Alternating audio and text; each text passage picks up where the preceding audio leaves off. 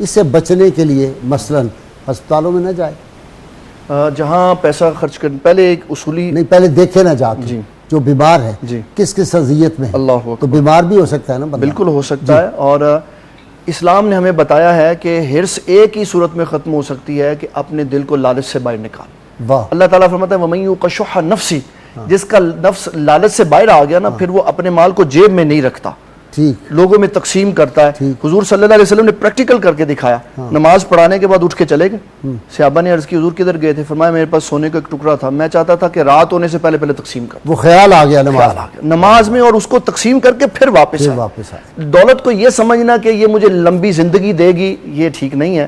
حضور صلی اللہ علیہ وسلم نے فرمایا حریص، اچھا دولت سے زندگی بڑھ نہیں سکتی، مثلا موت آ گئی جی اس کا ایک وقت معین ہے، تو اگر بندہ اس پہ 50 کروڑ روپیہ خرچ کر دے تو بڑھ نہیں سکتی وہ؟ بڑھ سکتی ہے ایک طریقے سے۔ اچھا، حضور صلی اللہ تعالیٰ علیہ وسلم نے ارشاد فرمایا، یہ حدیث شریف ہے کہ بندہ جب اللہ کی راہ میں مال صدقہ کرتا ہے نا تو موت کا وقت قریب ہوتا، اللہ تعالیٰ اس کی زندگی میں 30 سال کا اضافہ فرماتا ہے۔ واہ، یہ صدقے کی برکت، سبحان اللہ، مال دینے سے، مال رکھنے سے نہیں، واہ، مال دینے سے اس کی عمر میں اضافہ اچھا مال بھی کس طرح کا؟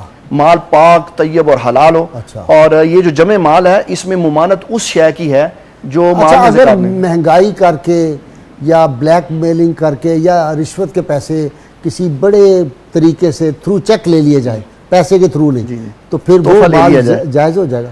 اس میں نبی صلی اللہ تعالیٰ علیہ وسلم کی حدیث مبارک ہے، فرمایا حریص مال تو بڑا اکٹھا کر لیتا ہے لیکن برکت ختم ہو جاتی، پھر وہ روتا رہتا ہے، کہتا ہے جی برکت نہیں پڑ رہی۔ لوگوں کے لیے مشکلات پیدا کی، لوگوں کے لیے آسانی پیدا کرو، مال کو سرکل میں لے کے آؤ تاکہ غریب اس سے فائدہ اٹھائے، لیکن مال حلال ہو۔ حلال ہو۔ ایک شے جو نبی صلی اللہ علیہ وسلم نے فرمایا حرام کا ایک لقمہ اگر کسی کے اندر چلا گیا تو 40 دن تک اس کی عبادت نہیں قبول ہوتی۔